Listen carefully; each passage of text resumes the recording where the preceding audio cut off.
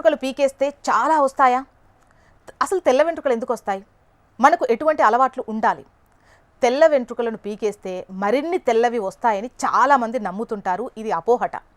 తెల్ల వెంట్రుకలేమి పగబట్టవు, పీకేశారు కదా అని మళ్ళీ తెల్లవి పెద్ద ఎత్తున పుట్టుకురావు. స్వతహాగా వెంట్రుకల్లో నల్ల రంగు కణాలు ఉండవు. వీటి అడుగున కుదుళ్లలో చుట్టూరా ఉండే మెలనోసైట్లే రంగును తెచ్చిపెడతాయి. వీటి సంఖ్య తగ్గితే జుట్టు గోధుమ రంగు అంటే బ్రౌన్ రంగులోకి మారుతుంది. పూర్తిగా తగ్గిపోయిందనుకోండి తెల్ల రంగులోకి వచ్చేస్తుంది. ఒక కుదురులో ఒక వెంట్రుకే ఉండదు, 2-3 వరకు కూడా ఉండొచ్చు. అంటే ఒక తెల్ల వెంట్రుక పీకేసిన దాని స్థానంలో 2-3 మొలిచే అవకాశం ఉందన్నమాట.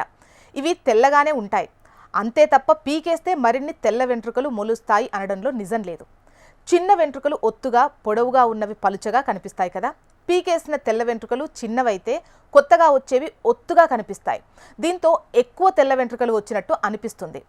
ఏదేమైనా ఒకసారి వెంట్రుక తెల్లబడితే తిరిగి నల్లబడదు. దీన్ని వెనక్కు మళ్లించలేం, కానీ మిగతావి త్వరగా తెల్లబడకుండా మాత్రం చూసుకోవచ్చు. నల్ల రంగుకు కారణమయ్యే మెలనోసైట్లు తగ్గడానికి విటమిన్ డి లోపం, మానసిక ఒత్తిడి, ఈ సిగరెట్లు తాగడం, ఇతరులు కాల్చిన సిగరెట్ల పొగ పీల్చడం, వాయు కాలుష్యం, నిద్రలేమి, షిఫ్ట్ ఉద్యోగాలు, విశృంఖల కణాల వంటి రకరకాల అంశాలు కారణమవుతాయి. వీటి బారిన పడకుండా చూసుకుంటే వెంట్రుకలు తెల్లబడే వేగాన్ని తగ్గించవచ్చు. రాత్రిపూట కంటి నిండా నిద్రపోతే మెలటోనిన్ బాగా పెరుగుతుందట.